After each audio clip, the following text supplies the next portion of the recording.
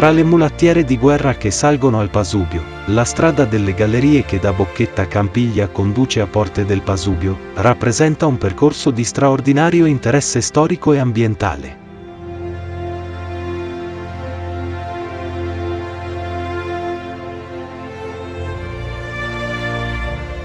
La sua realizzazione è stata definita impresa di giganti, che nessun'altra opera eguaglia su tutto il fronte europeo, miracolo di ardimento e lavoro di incomparabile grandiosità, vera e propria meraviglia nei fasti dell'ingegneria militare.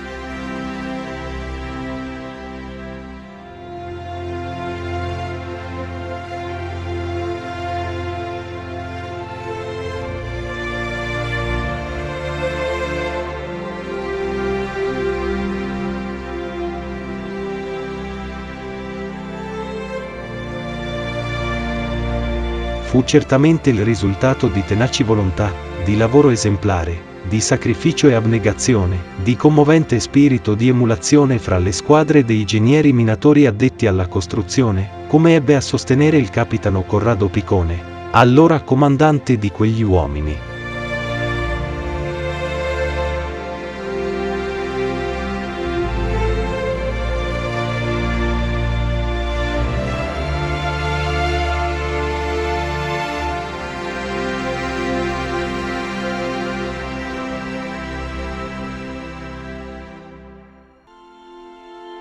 Progettata dal tenente ingegnere Giuseppe Zappa per incarico del comando della Prima Armata, fu realizzata dalla 33esima Compagnia Minatori del V Reggimento Genio e da 6 centurie di lavoratori militarizzati. La sua costruzione doveva sostituire, nella parte più esposta alle artiglierie austro-ungariche e più pericolosa al transito invernale per le numerose valanghe, la camionabile Ponte Verde Colle Xomo Bocchetta di Campiglia Porte del Pasubio.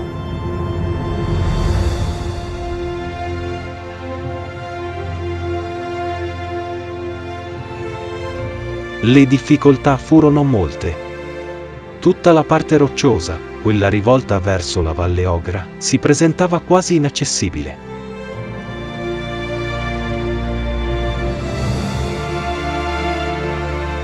Proprio nel primo tratto, da Bocchetta di Campiglia fino a quasi quota 2023 metri dei Forni Alti, correva una lunga cresta tormentata da pareti nude e verticali, da guglie vertiginose e da canaloni oscuri e profondi, che non era mai stata percorsa.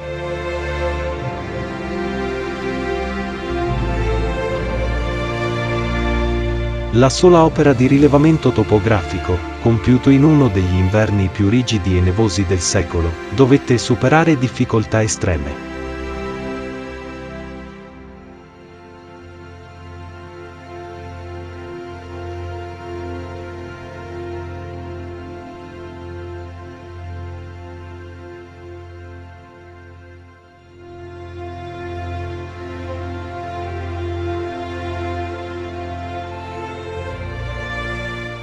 I lavori iniziati in pieno inverno nel marzo 1917 con una ventina di uomini arrivarono, nel periodo aprile-settembre nel tratto Bocchetta Campiglia Fontana d'Oro, ad impiegare non meno di 600 persone.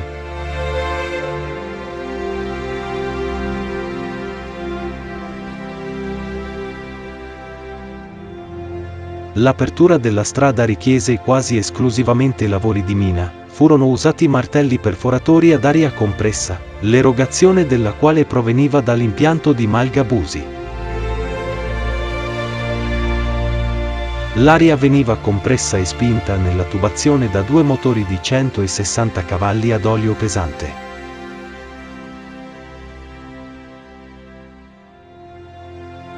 Il tracciato si svolge in una zona totalmente rocciosa. La sua lunghezza complessiva è di circa 6.300 metri, dei quali 2.300 distribuiti in 52 gallerie e i restanti tagliati a mezza costa superando un dislivello di 800 metri. La larghezza minima misura di 2,20 metri e quella media di 2,50 metri, la pendenza media risulta del 12%.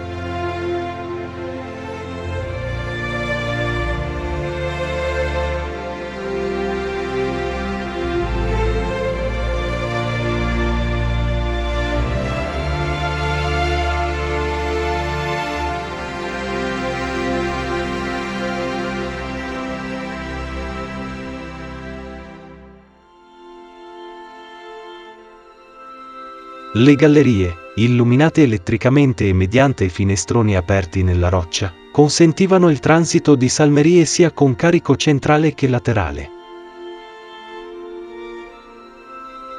Sul bordo esterno dell'intero tracciato ed in corrispondenza delle finestre in galleria correva una ringhiera in ferro tondo sostenuta da paletti.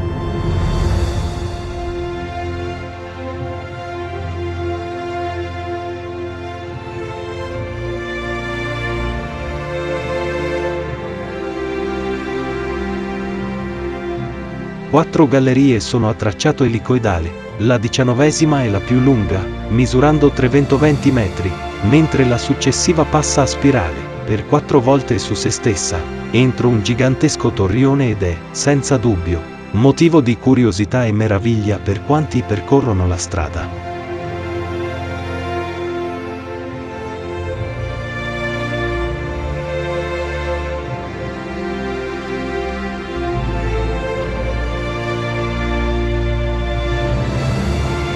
Una fittissima rete di fili telefonici e telegrafici collegava i comandi e i più lontani posti di vedetta. Alcune centrali di distribuzione avevano la dimensione delle centrali installate in grossi centri abitati, tanti erano i fili che li giungevano.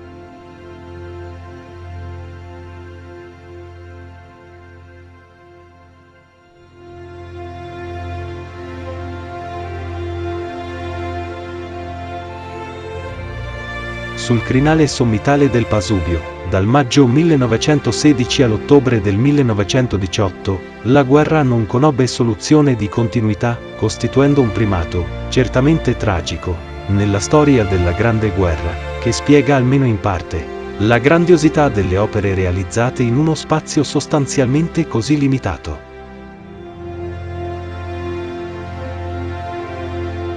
Il riferimento vale certamente per i manufatti costruiti in superficie, ma ancor più per le opere ricavate nelle viscere della montagna.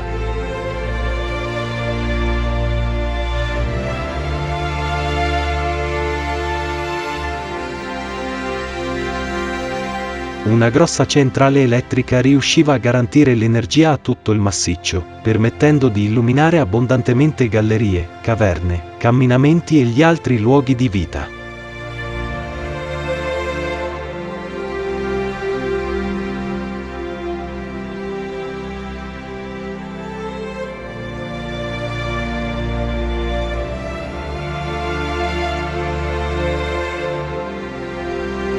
Il Pasubio fu attraversato da centinaia e centinaia di caverne rifugio, da oltre 10 km di gallerie, da circa 50 km di camminamenti e trincee della profondità media di 2 metri. Per approntare le strade la roccia fu tagliata per 500 km, facendo brillare decine di migliaia di mine.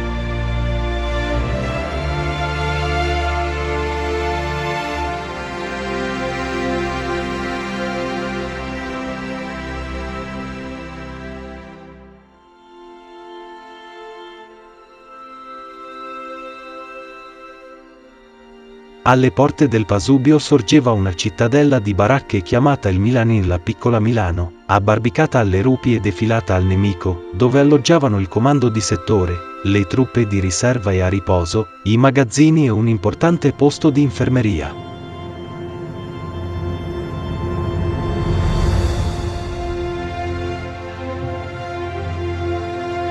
Questo luogo rappresentava certamente la città capitale dei fragili abitati di baracche, organizzati con vie, piccole piazzette e addirittura botteghe, aggrappati con dei veri e propri miracoli di statica.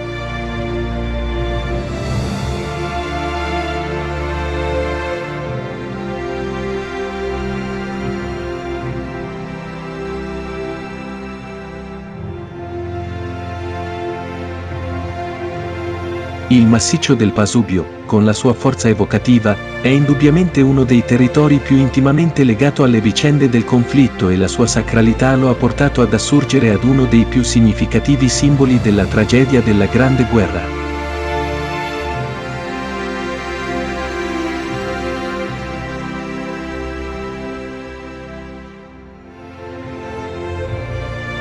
La zona sommitale del Pasubio, dal Coguro Alto al Dente italiano e al Dente austriaco, fu dichiarata zona sacra nel 1922, in onore dei numerosi combattenti caduti su queste cime.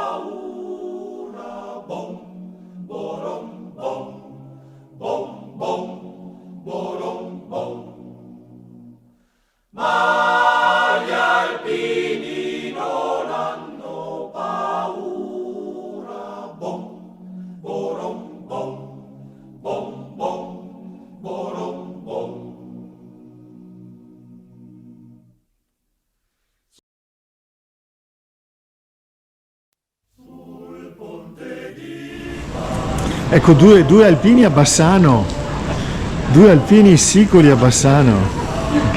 Bene, allora com'è stata questa visita? Sicuro che siamo alpini, anche se non portiamo il cappello, possiamo garantire che siamo 2 alpini. 2 alpini, lo posso testimoniare anch'io, bene, bene, bene.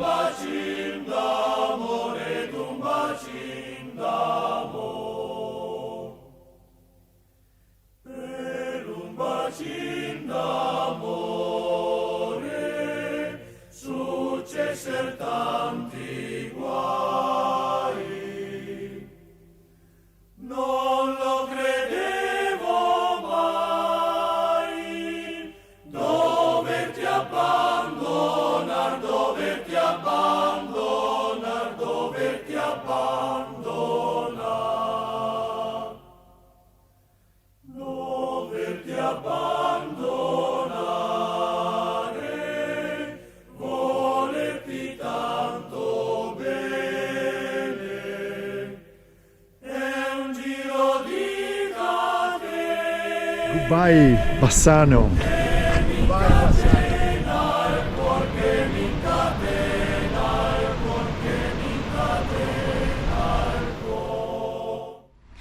Buonasera cari amici camminatori, pellegrini e viandanti, giovedì 17 ottobre.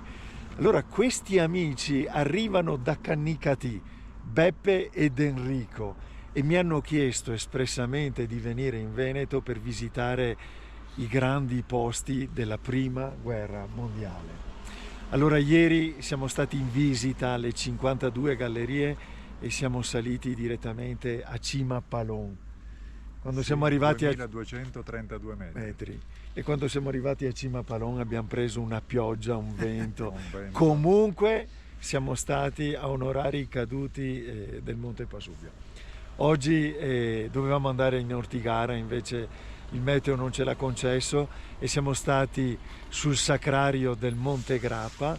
Da lì siamo scesi, abbiamo visitato Bassano e adesso, come vedete alle nostre spalle, siamo sul sacrario purtroppo chiuso di Asiago. Abbiamo visitato il ponte di Bassano. Abbiamo visitato il ponte di Bassano. E il Museo degli Alpini. Il Museo degli Alpini. Beppe, com'è stata questa esperienza? Esperienza meravigliosa, devo ringraziare assolutamente tantissimo Dario che ci ha permesso di provare delle emozioni e dei luoghi, di visitare dei luoghi veramente suggestivi, degni di essere ricordati da tutto. Carichi di storia. Carichi di storia. Sì, teatro della prima guerra mondiale. Sì. Che consiglio veramente a tutti una volta nella vita di di fare questi pellegrinaggi, Sì. queste visite. Noi l'abbiamo fatto un sacre. po' a piedi, un po' in Un po' a macchina, piedi, un po' in macchina, così, comunque, sì.